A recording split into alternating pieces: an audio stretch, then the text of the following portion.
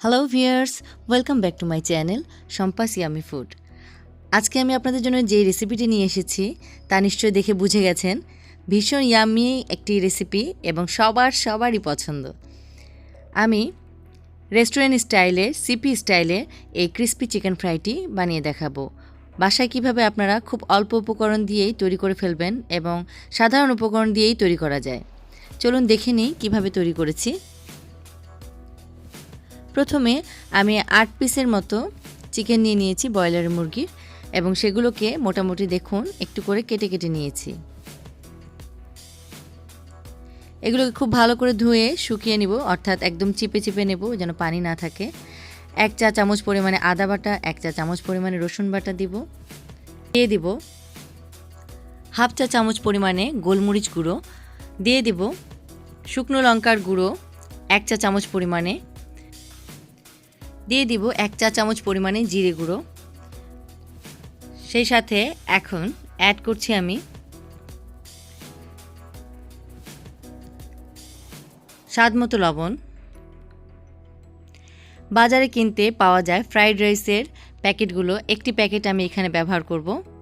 Fried rice 1 packet পুরোটাই লেগে যাবে, এবং এটা দিলে অসাধারণ একটা টেস্ট আসবে এবং মনে হবে যে আপনি রেস্টুরেন্টের বানানো চিকেন ফ্রাই খাচ্ছেন। সেই সাথে দিয়ে দিচ্ছি 1 টেবিল চামচ পরিমাণে টমেটো সস। এখন আমি এগুলো সবগুলো উপকরণকে একসাথে মিশিয়ে নেব। এটি ব্যবহার করতে হবে অবশ্যই হাত ব্যবহার করে, এটাকে মাখতে হবে, চামচ ইউজ করলে হবে না। খুব ভালোভাবে ম্যারিনেট করতে হবে, এবং এটিকে আমি ম্যারিনেট করে 20 থেকে 25 মিনিটের মতো এভাবেই ঢেকে রেখে দেব। অন্য একটি পাত্র নিয়ে নিচ্ছি। দেখুন, এই পাত্রে আমি 1 কাপ পরিমাণে ময়দা নিয়ে নিয়েছি। সেই সাথে এখানে আমি 1/2 কাপ পরিমাণে কর্নফ্লাওয়ার নিয়ে নিচ্ছি। এখন এখানে দিয়ে দেব শুকনো লঙ্কার গুঁড়ো 1 চা চামচ পরিমাণে, হলুদ গুঁড়ো দিয়ে দিচ্ছি 1/2 চা চামচ পরিমাণে। এখন একটি হ্যান্ড হুইস্ক দিয়ে খুব ভালোভাবে মিক্স করে নেব। চেষ্টা করবেন খুব ভালোভাবে যেন এটি মিক্স হয়ে যায়।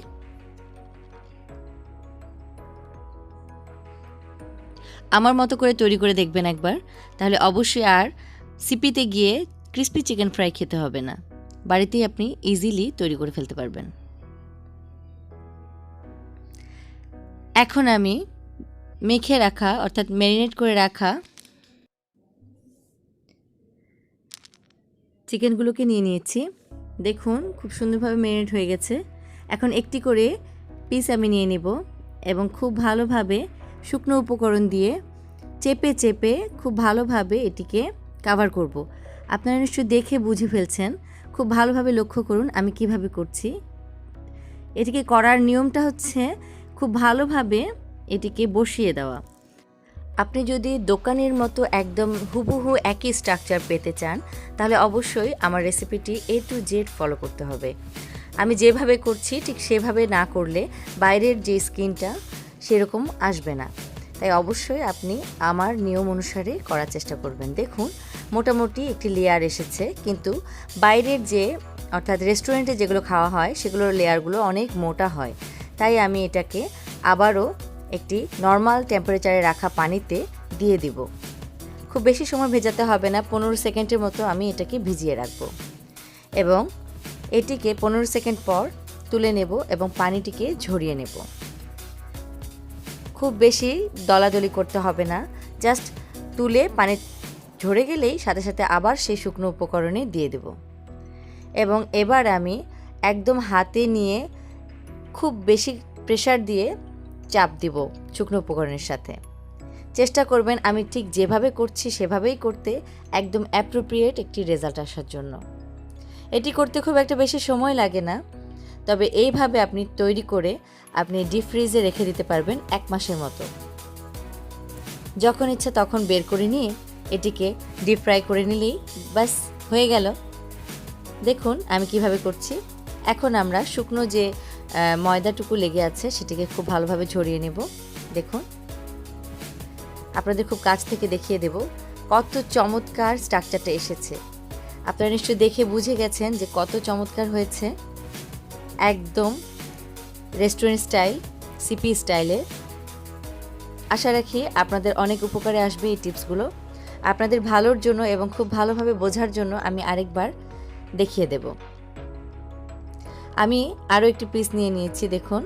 এটিকেও ঠিক একইভাবে প্রথমে হালকাভাবে চাপ দিয়ে শুকনো উপকরণগুলো বসিয়ে নেব। ঠিক একইভাবে আমি ময়দাগুলোকে ছড়িয়ে নেব। দেখুন প্রথম লেয়ারটি কমপ্লিট হয়েছে এবং নেক্সট আমি একটি পাত্রে ঠান্ডা পানি অর্থাৎ নর্মাল টেম্পারেচারে রাখা পানিতে চুবিয়ে রেখেছি 15 সেকেন্ডের জন্য। পানি ঝরিয়ে নিচ্ছি আবার, দেখুন, এবং আবারও শুকনো উপকরণে রেখে এটিকে কাভার করছি এবং হাত দিয়ে খুব ভালোভাবে চেপে চেপে এটিকে পুরোপুরি একটা ভালো স্ট্রাকচারে নিয়ে আসার চেষ্টা করছি।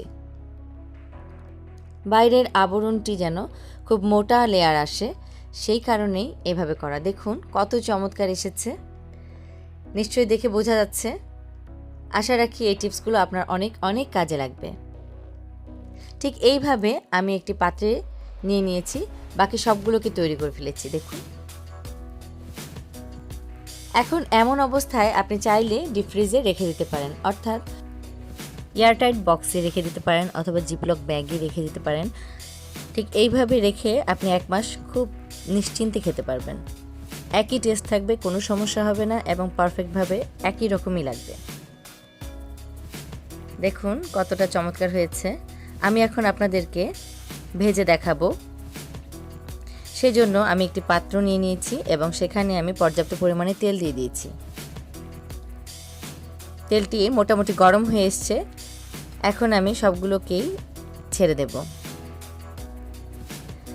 তেলে দেওয়ার সাথে সাথে একদম নাড়াচাড়া করার কোনো প্রয়োজন নেই, যেহেতু এখানে ময়দা আছে, তাই তেলে দেওয়ার সাথে সাথে নাড়াচাড়া করলে ময়দা ছড়িয়ে যেতে পারে।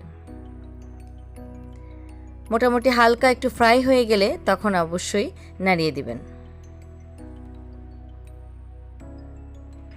খুব বেশি আঁচে চুলার আঁচ বাড়িয়ে দিয়ে ফ্রাই করবেন না, যেহেতু চিকেনগুলো কাঁচা অবস্থায় আছে।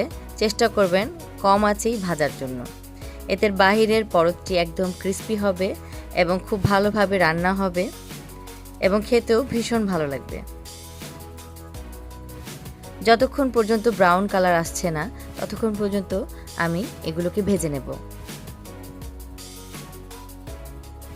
আলতোভাবে সবগুলোকে উল্টিয়ে দিচ্ছি। পুরো চিকেনটা কুক হতে আমার সময় লেগেছে 20 থেকে 25 মিনিট, আপনাদেরও তাই লাগবে। দেখুন কত চমৎকার একটি কালার এসেছে, মনে হচ্ছে না একদম রেস্টুরেন্টে ভাজা হচ্ছে। আশা রাখি আপনাদের সকলেরই ভীষণ ভীষণ ভালো লেগেছে আমার রেসিপিটি। একদম চমৎকারভাবে ভাজা হয়েছে, দেখুন চমৎকার একটি ব্রাউন কালার এসেছে। ঠিক আমার মতো করে ভেজে নেবেন। আশা রাখি পুরোপুরি টেস্টটা এনজয় করতে পারবেন। দেখুন তৈরি হয়ে গেল আমার সিপি স্টাইলের ক্রিস্পি চিকেন ফ্রাই। আশা রাখি আপনারা সবাই আমার রেসিপিটি ফলো করে তৈরি করবেন এবং এনজয় করবেন। খুব চমৎকারভাবে ভাজা হয়েছে এবং দেখেই নিশ্চয়ই বুঝে ফেলেছেন যে একদম রেস্টুরেন্টের মতোই লাগছে, খেতেও অসম্ভব টেস্টি। আশা রাখি খুব ভালো লাগবে আপনাদের। বাড়িতে বানিয়ে ট্রাই করুন আর অবশ্যই অবশ্যই আমার চ্যানেলকে সাবস্ক্রাইব করুন, লাইক কমেন্ট শেয়ার করবেন বন্ধুদের সাথে।